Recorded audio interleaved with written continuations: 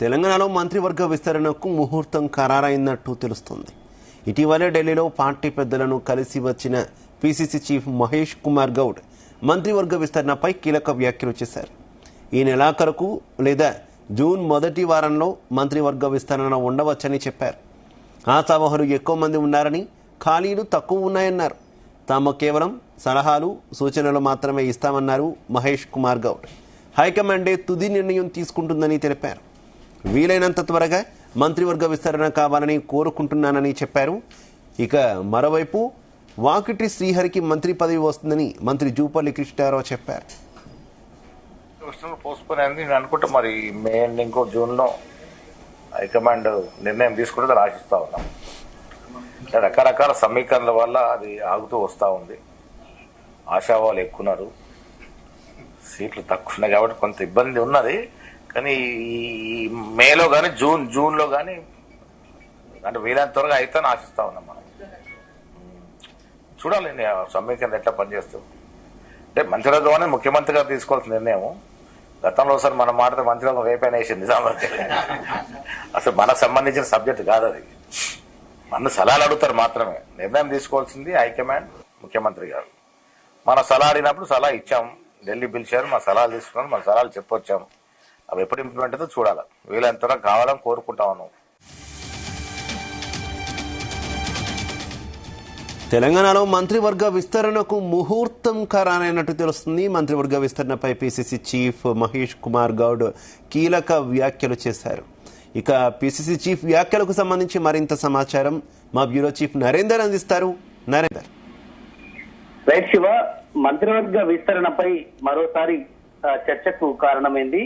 ఎందుకంటే పీసీసీ అధ్యక్షుడు ఉన్నటువంటి మహేష్ కుమార్ గౌడ్ తాజాగా చేసినటువంటి కామెంట్స్ ఏవైతున్నాయో అవి చాలా స్పష్టతనిస్తున్నటువంటి పరిస్థితి ఉంది. మనం చూసినాం, దాదాపు ఏడాదిన్నర అవుతుంది మంత్రివర్గ విస్తరణ జరగక. స్టార్టింగ్ లో రేవంత్ రెడ్డి సీఎం అయిన తర్వాత వెంటనే మంత్రివర్గ విస్తరణ చేశారు. మొత్తం సీఎంతో సహా 11 మంది మంత్రులుగా ఉన్నారు. ఇంకా 6 ఖాళీలు ఉన్నాయి. 6 ఖాళీలు ఎప్పుడు ప్రకటిస్తారా, ఎవరిది చేస్తారా అనేటువంటి చర్చ పెద్ద ఎత్తున చర్చ జరుగుతూ వచ్చింది. గతంలో దసరా అనుకున్నాము, దీపావళి అయింది, తర్వాత సంక్రాంతి ముహూర్తం అనుకున్నారు, ఇట్లా జనవరి 1 అనుకున్నారు. ఇట్లా వరుస వాయిదాలతో పోస్ట్పోన్ అవుతున్నటువంటి మంత్రివర్గ విస్తరణపై కాస్త క్లారిటీ వచ్చినట్టుగానే కనిపిస్తుంది. ఈ నెల మొదటి వారంలో మంత్రివర్గ విస్తరణ ఉండే అవకాశం ఉందన్నటువంటి చర్చ జరుగుతుంది. దీనికి మహేష్ కుమార్ గౌడ్ కూడా ఈ కామెంట్ ఇందుకు ఉదాహరణగా మనం అర్థం చేసుకోవచ్చు. ఎందుకంటే ఆశావాహులు చాలా మంది ఉన్నారు, ఖాళీలు మాత్రం తక్కువగా ఉన్నాయని ఈ సందర్భంగా చెప్పారు. మొదటి వారంలో మంత్రివర్గ విస్తరణ ఉండొచ్చు అనేటువంటి విషయాన్ని చెప్పాడు. మేము కేవలం సలహాలు, సూచనలు మాత్రమే ఇస్తాము, తుది నిర్ణయం తీసుకోవాల్సింది హైకమాండ్ మాత్రమే. కాస్త కూస్తో సీఎం, హైకమాండ్ మాత్రమే దీంట్లో ఇన్వాల్వ్మెంట్ ఉంది, నా పాత్ర పెద్దగా ఉండదు. గతంలో సలహాలు అడిగితే నేను ఇచ్చాను అనే విషయాన్ని చెప్పారు. వీలైనంత త్వరగా మంత్రివర్గ విస్తరణ చేస్తే మంచిది అనేటువంటి అభిప్రాయాన్ని మహేష్ కుమార్ గౌడ్ ఈ సందర్భంగా ప్రకటించారు. మనం చూసాం, దాదాపు 18 నెలలు కావస్తుంది. దాదాపు ఇంకొక 3.5 సంవత్సరాలు అయితే మళ్ళీ ఈ ప్రభుత్వం గడువు అయిపోతుంది, మళ్ళీ ఎలక్షన్స్ వస్తాయి. కానీ చాలా శాఖలు, కీలకమైనటువంటి శాఖలన్నీ కూడా ముఖ్యమంత్రి దగ్గరే అంటిపెట్టుకొని ఉన్నటువంటి పరిస్థితి ఉంది. ఇందులో ముఖ్యంగా హోంశాఖ మంత్రి, విద్యాశాఖ మంత్రి, క్రీడలు, ఇట్లా చాలా కూడా చాలా ఇంపార్టెంట్. ఐటీ కానీ, ఐటీ ఒకటి శ్రీధర్ బాబు దగ్గర, అట్లా మిగతా చాలా కూడా మున్సిపల్ అండ్ అడ్మినిస్ట్రేషన్, ఇట్లా చాలా కీలకమైనటువంటి శాఖలు ఉంటాయి. ఇవన్నీ కూడా ముఖ్యమంత్రి దగ్గరే, ఎవరికైతే మంత్రులకు ఇవ్వరో అవన్నీ కూడా ముఖ్యమంత్రి దగ్గరే ఉండడం కామన్ గా ఉంటుంది. అయితే ఇలాంటి పరిస్థితుల్లో పాలన మీద చాలా ఇబ్బంది పడుతుంది. ఎందుకంటే రేవంత్ రెడ్డి ముఖ్యమంత్రిగా అవడం ఒక ఎత్తు అయితే, ఆయన గతంలో మంత్రిగా చేయలేదు. బట్ ఆయన కొత్త అయినప్పటికీ కూడా ముఖ్యమంత్రి రోల్తో పాటు వివిధ శాఖలు కూడా మానిటరింగ్ చేయాల్సిన పరిస్థితి ఉంటుంది, రివ్యూ చేయాల్సి ఉంటుంది. ఒక పక్క విద్యాకు సంబంధించినటువంటి నోటిఫికేషన్స్ వస్తాయి, ఉద్యోగాలకు సంబంధించినటువంటి నోటిఫికేషన్స్ కానీ, అటు పెద్ద లా అండ్ ఆర్డర్ సమస్యలు వస్తున్నాయి. ఇట్లా చాలా రకాల సమస్యలకు ముఖ్యమంత్రి ఫేస్ చేయాల్సిన పరిస్థితి వస్తుంది. కాబట్టి ఎప్పుడు చేస్తారు అని కూడా సొంత పార్టీ నేతలే కాదు, అదే సమయంలో ప్రతిపక్షంగా ఉన్నటువంటి బీఆర్ఎస్ కానీ, బీజేపీ కానీ పదే పదే ఈ ప్రభుత్వం మీద ఎక్కువ పెడుతున్నటువంటి పరిస్థితి కూడా ఉంది. ఎందుకంటే పాలన గాడి తప్పుతోంది, ఇంకెప్పుడు మంత్రివర్గం ఇస్తున్నారు, మంత్రివర్గం చేయలేని స్థితిలో ఈ ప్రభుత్వం ఉందంటూ కూడా ఎద్దేవా చేస్తున్నారు. చీటికి మాటికి ఢిల్లీకి వెళ్ళొచ్చడమే సరిపోతుంది, ఇప్పటికే 40 సార్లు వెళ్ళొచ్చారు, మంత్రివర్గం చేసేటువంటి దమ్ము ఈ కాంగ్రెస్ ప్రభుత్వానికి లేదా, ఇట్లాంటి ఆరోపణలు బీఆర్ఎస్ బీజేపీ పదే పదే చేస్తున్న నేపథ్యంలో పోస్ట్ పోన్ తో వస్తున్నాయి. అయితే గతంలో మనం చూసాం, ఆల్మోస్ట్ అయిపోయింది, రాజ్భవన్ కూడా ఇంటిమేషన్ ఇచ్చారు, ఇక ముహూర్తం ఖరారు అయిపోయింది, పేర్లు కూడా 6 పేర్లు కూడా ఖరారు అయిపోయినాయి అని అనుకున్న సమయంలో ఆల్ ఆఫ్ సడన్ గా మళ్ళీ ఆపేసినటువంటి పరిస్థితి. దీనికి చాలా కారణాలు ఉన్నాయి. ఎందుకంటే కొంతమంది లేఖలు రాశారు, జానారెడ్డి గాని చాలా మంది సీనియర్ లీడర్లు కూడా లేఖలు రాయడం, దీనివల్ల మరింత సంక్లిష్టంగా మారినటువంటి పరిస్థితి మనం చూసాం. దీని వెనక రేవంత్ రెడ్డి కావాలని ఆపిచ్చాడు అట్లాంటి చాలా రూమర్స్ కూడా వచ్చాయి.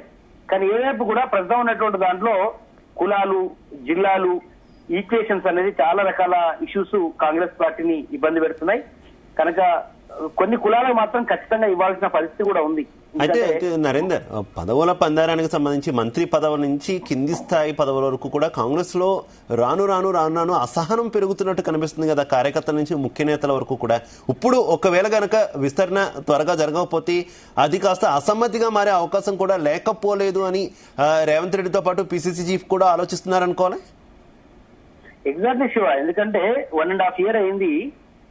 గతంలో మనం కేసీఆర్ కూడా చూసాం, మొదటి 6 నెలల పాటు సొంత కుటుంబ సభ్యుల్ని హరీష్ రావు, కేటీఆర్ కూడా తీసుకోలేదు. దాని తర్వాత చాలా గ్యాప్ ఇచ్చాడు, కొంతమంది మొత్తం మహిళలకు ఇవ్వలేదు, ఇట్లా అయిపోయింది. కానీ ఆయన కూడా కొంతవరకు గ్యాప్ ఇచ్చాడు. కానీ కాంగ్రెస్ ప్రభుత్వం మీద చాలా గంపెడ ఆశలు పెట్టుకున్నారు కాంగ్రెస్ పార్టీ ఎమ్మెల్యేలు కానీ, సీనియర్ లీడర్లు కానీ.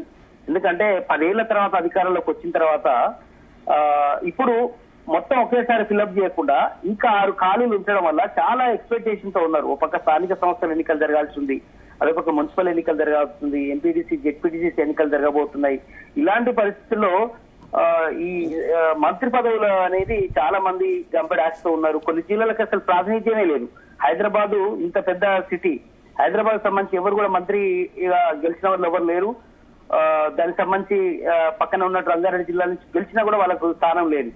అదేవిధంగా కొన్ని ప్రధానమైనటువంటి కులాలు ఉన్నాయి. బీసీలో ముద్రాజు కులం ఉంది, మధ్యవర్గంలో చోటు లేదు. అదే సమయంలో యాదవ సామాజిక వర్గం ఉంది, వాళ్లకు ప్రాతినిధ్యం లేదు. మాదిగ సామాజిక వర్గం నుంచి స్ట్రేట్ గా ఎవరికి కూడా ఇవ్వలేదు. మాదిగ ఉపవర్గానికి ఇచ్చుండొచ్చు, కానీ మాదిగ సామాజిక వర్గానికి నేరుగా లేదు. ఇక జిల్లాల విషయానికి వస్తే నిజామాబాద్ లేదు, ఆదిలాబాద్ లేదు, రంగారెడ్డి లేదు, హైదరాబాద్ లేదు.